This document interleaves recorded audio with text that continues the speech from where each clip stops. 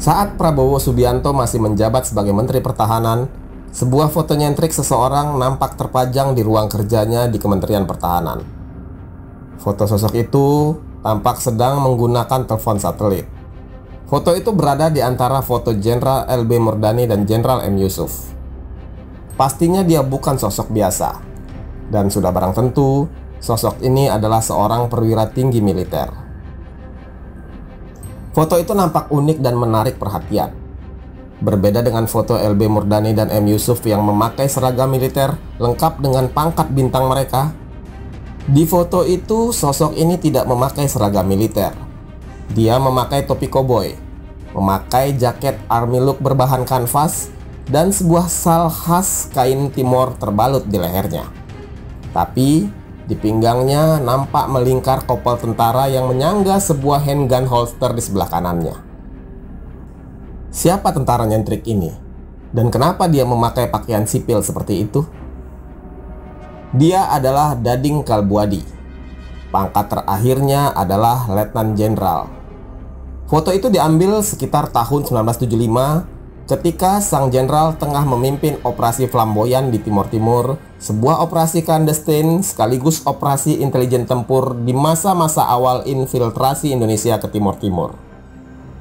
Ketika foto ini diambil, sang jenderal masih berpangkat kolonel. Jabatannya Komandan Grup 2 Komando Pasukan Sandi Yuda atau Kopassus yang kita kenal sekarang. Pengalaman tempur Dading Kalbuadi tidak main-main. Berbagai palagan tempur sudah dilakoninya sejak Perang Kemerdekaan. Dia juga seorang lulusan sekolah pasukan khusus di Fort Benning, Amerika Serikat. Karena itulah, maka LB Murdani memintanya untuk memimpin operasi Flamboyan, di mana dia terjun ke medan tempur Timur Timur menyaru sebagai sukarelawan. Dia menanggalkan atribut baret merah dan seragam darah mengalir kebanggaan pasukan khusus Indonesia itu. Sebagai gantinya, dia dan pasukannya memakai jeans dan kaos oblong. Sebelum memimpin operasi Flamboyan, nama Kolonel Dading jarang terpublikasi. Padahal dia sejak masa pertempuran kemerdekaan melawan Belanda sudah ikut terjun ke medan perang. Sama seperti sahabatnya Jenderal LB Murdani, di masa Perang Kemerdekaan Dading sudah bergabung dengan tentara pelajar. Dading dan Benny Murdani sudah berkawan lama. Keduanya masuk Pusat Pendidikan Perwira Angkatan Darat di Bandung. Setelah lulus, mereka dikenal sebagai perwira pasukan khusus Resimen Para Komando Angkatan Darat yang terlibat dalam berbagai palagan tempur. Ketika PRRI memberontak dan mengultimatum pemerintah pusat, pasukan khusus dikirimkan Presiden Soekarno untuk kembali menguasai Sumatera. Dading bersama Benny dikirim ke Riau. Saat itu pangkat mereka masih Letnan 2. Dia dan Benny Murdani diperintahkan menyerbu lapangan terbang Simpang 3 Pekanbaru yang dikuasai oleh PRRI. Dalam penyerbuan itu, nyawanya hampir pupus. Lehernya terluka terserempet serpihan mortir. Setelah berjuang dalam misi menghancurkan pasukan PRRI pada tahun 1958 itu, perawatan panjang harus dia lewati. Karirnya kemudian tersalib oleh Benny yang melesat setelah menerima bintang sakti pasca pembebasan Irian Barat. Tahun 1975, Indonesia sedang dalam upaya mengintegrasi Timur Timur. Indonesia mengubah strategi dari operasi Komodo dengan pendekatan sosiopolitik di bawah operasi khusus menjadi operasi militer sipil lokal. Operasi ini diberi nama sandi Operasi Flamboyan. Kolonel Dading ditugaskan oleh Benny Murdani untuk melakukan operasi clandestine bersandi Flamboyan itu. Meski usianya lebih senior dari Benny, tapi pangkat Dading lebih lambat 2 tingkat dibandingkan Benny. Saat operasi di Timur Timur itu, Benny sudah lebih dulu jadi mayor jenderal, sementara Dading masih kolonel. Benny Murdani yang usianya lebih muda setahun dari Dading, saat itu sudah menjadi asisten intelijen Pangkop Kamtib, merangkap Kepala Pusat Intelijen Strategis dan Wakil Kepala Bakin. Sementara Dading menjabat sebagai Komandan Grup 2 Komando Pasukan Sandi Yuda. Sebelum berangkat ke Timur Timur, Dading menemui Benny. Tanpa basa-basi, Jenderal Benny Murdani berkata kepada koleganya itu, "Ini mungkin one way ticket," begitu kata Benny. "Sudahlah Ben, tak apa-apa. akan saya kerjakan. Tapi tolong, titip keluarga saya kalau nanti saya tidak kembali." Begitu jawab Dading. Dading beserta pasukannya kemudian datang ke Timor Leste dengan cara yang sama sekali berbeda. Mereka tidak mengenakan seragam militer, melainkan celana jeans dan kaos oblong. Sejumlah foto Dading saat di Timor Leste kerap terlihat dengan mengenakan topi koboi ketika memimpin pasukannya. Pasukan ini dijuluki sebagai The Blue Jeans Soldiers karena mereka umumnya mengenakan celana blue jeans dan kaos oblong. Pada operasi ini Dading ditugaskan mendukung kelompok pro-Indonesia melawan Fretilin yang beraliran komunis. Dia juga membentuk tim-tim kecil untuk operasi penyusupan dengan nama sandi Operasi Umi Tuti. Saat itu nama sandi yang digunakan pasukan-pasukan khusus ini memang memakai nama-nama perempuan seperti Susi, Umi, dan Tuti. Junior-juniornya di pasukan khusus seperti Kuntara, Tarup, Yunus Yospiah, dan Sutioso masuk dalam tim yang dipimpin Dading ini.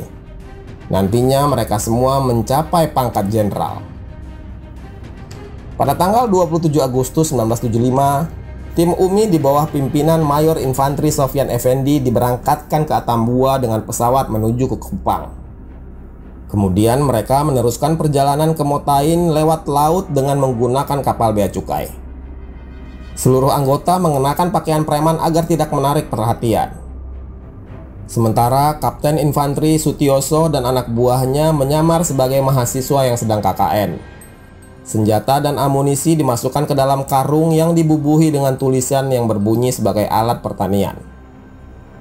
Tim Susi di bawah pimpinan Kapten Infanteri Yunus Yospiah telah tiba di Kupang pada tanggal 19 April tahun 1975. Mereka juga mengenakan pakaian preman.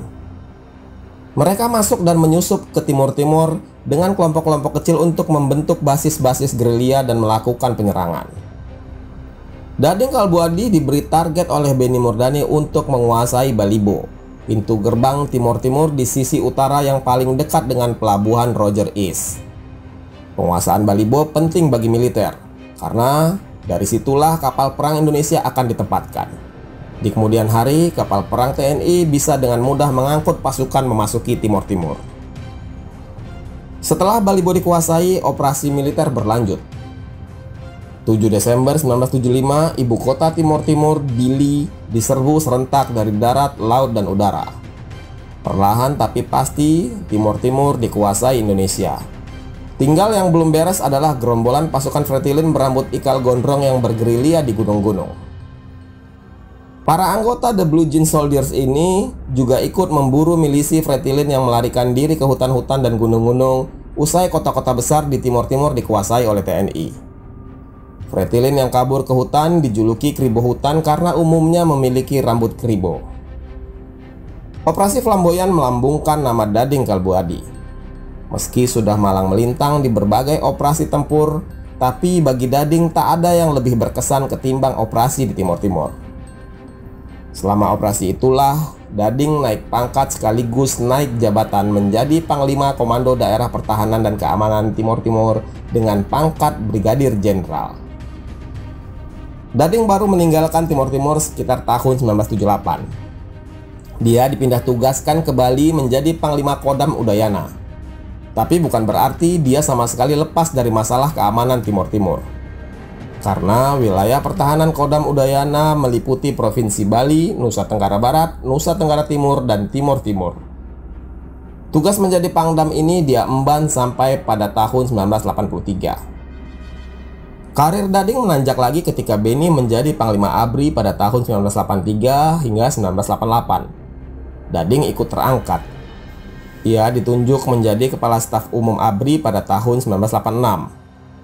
Ketika Benny Murdani menempati kursi Menteri Pertahanan, karir Dading kembali terangkat. Dading ditunjuk menjadi Inspektur Jenderal Departemen Pertahanan.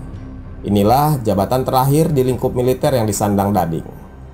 Pangkat terakhir Dading adalah Letnan Jenderal. Dading adalah tipe komandan tempur yang sangat menikmati penugasan di medan perang. Seperti kata-kata yang ia kutip dari Jenderal MacArthur, manusia tidak akan bertempur dan mati kecuali mereka tahu apa yang mereka perjuangkan dan untuk apa mereka mati. Pada 30 Agustus 1999, Timor Timur melakukan referendum. Mereka memilih merdeka. 2 bulan kemudian, tepatnya 10 Oktober 1999, Letnan Jenderal Dading Kalbuadi, mantan komandan The Blue Jean Soldiers yang pernah merebut Timor Lorosae, meninggal dunia karena sakit.